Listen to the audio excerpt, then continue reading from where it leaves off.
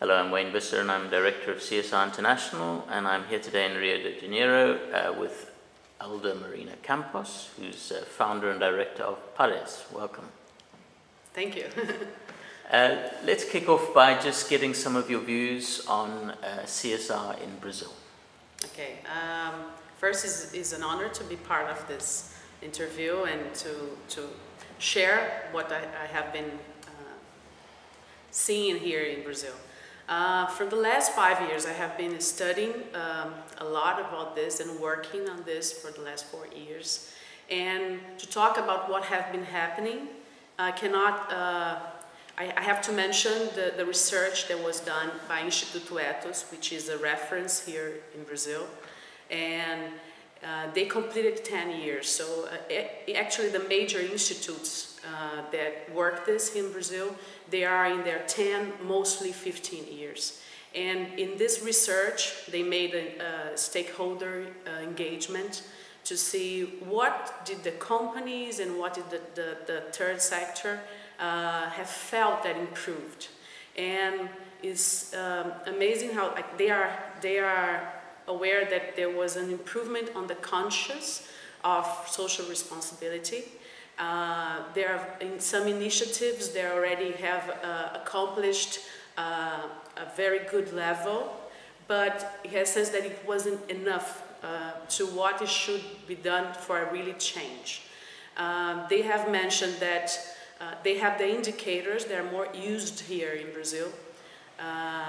And most of the big companies and the medium companies, they use it, and they said it's not enough for what we need for change. So there's the resolution from this was that the president of the institute got away from his position to run the election now for the Senate. So they believe that there needs to have more part of the government on the process. Some incentive for the companies and how the government can do a really joint venture with companies to solve some regional problems they are going through. But for sure that they mentioned that there is a big change on that was started by the companies. So the wave was started by many companies. And they are aware also that there are many things to change, that the way the companies are doing. This year we have been to the international conference in São Paulo, and it was started, the first panel was with the president of Petrobras, and he was mentioning the impact that the pre-sal is going to have.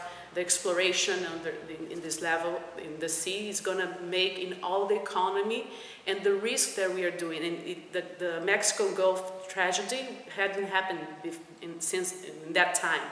So one of the things that was asked by the president of Ethos was that how can a company be a part of the problems that Brazil is going now? Because this is going to generate such a change in this country that how is the scalability, what is the dimension of a company in the whole cadeia, the cadeia de valores, which is the chain. Okay? Another thing that I can mention is there is a publication, a magazine here in Brazil that has an annual guide for already 10 years that is called Guide of Sustainability. They elect 20 companies. They are most sustainable companies in the country. And this is done in partnership with a university called Getúlio Vargas, which is a reference in management here in Brazil. And they have a criteria based on major points that they make a checklist at the end. And even these 20 most sustainable companies, just 2 of them has all the criteria completed. Even the more sustainable company of the year, which was Walmart, it was chosen, it doesn't have all of them. So this gives to us the impression that it's something that we are still starting This is a change that we are still starting to see. And it's a demand that is being born here in Brazil. Very hard, very hard. And one of the examples that this year we have been with the president of Brinquedos Estrela, which is a significant company here for toys. And they said that Walmart asked them to develop a toy that was related to sustainability. So they developed a monopoly, a sustainable monopoly, which was very interesting because the plastic was made from sugar cane and there was no money, it was carbon credits. And it's even, here's the Banco Imobiliário Sustentável.